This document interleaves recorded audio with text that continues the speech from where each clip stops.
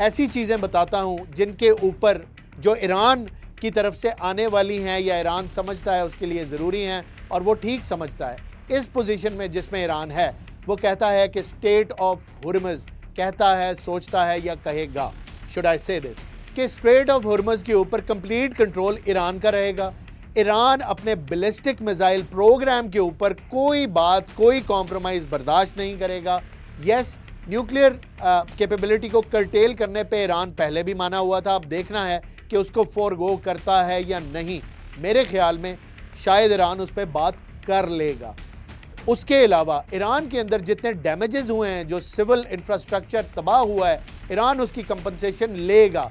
ये बहुत अहम पॉइंट है जिसको लोग ये कह के छोड़ देते हैं कि Iran, it is not about money. I am sure it is not about money, it's an ideological war and Iran is standing up and Iran will not back down. I have said it time and again and I believe in it. लेकिन ये एक हकीकत है कि Iran का infrastructure तबाह हुआ है और ईरान उसकी कंपनसेशन लेगा। मैं आपको बार बार ये चीज़ बता रहा हूँ। वो एनालिस्ट जो ये बात कर रहे हैं कि ईरान इस पैसे के ऊपर बात नहीं करेगा, मेरा उनसे इख्तलाफ है। पैसे के ऊपर भी बात होगी, इंफ्रास्ट्रक्चर टूटने के ऊपर और उसके दोबारा बनने पे, उसकी कंपनसेशन लेने पे बात होगी। ये एक मेन पॉइंट है और ये ईरान का राइट है।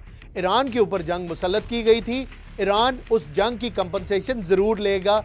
अगर ये कंपनसेशन उसको नहीं मिली, ये गारंटीज़ नहीं मिली, तो बात आगे नहीं बढ़ेगी। 15 पॉइंट यूएस की तरफ से इसलिए आ रहे हैं कि उनमें से 2 या 3 मेन पॉइंट्स अगर मान ले ईरान, तो एक फेस सेविंग के साथ honourable exit is what the US is looking at. इस टाइम पे उसको अपनी इज्जत बचाना बहुत ज़रूरी है।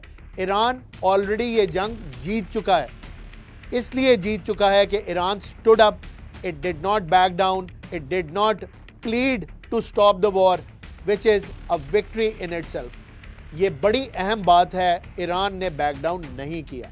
वापस आते हैं अपने हमसायों की तरफ जो हमारी दूसरी साइड पे हैं, ईस्टर्न साइड पे हैं।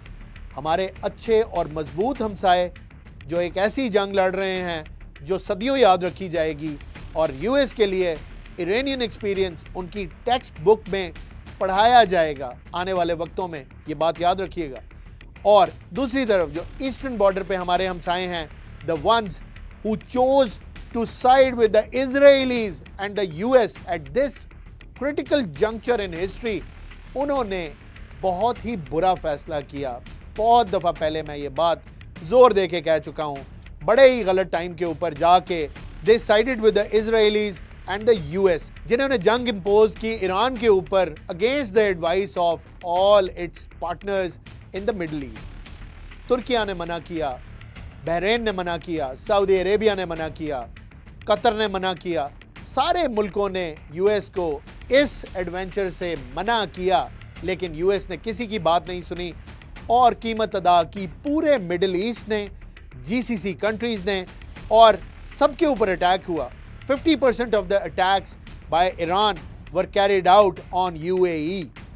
ये सारे का सारा टॉल अमेरिका और उसके इत्तेहादियों ने बेयर किया। To what and?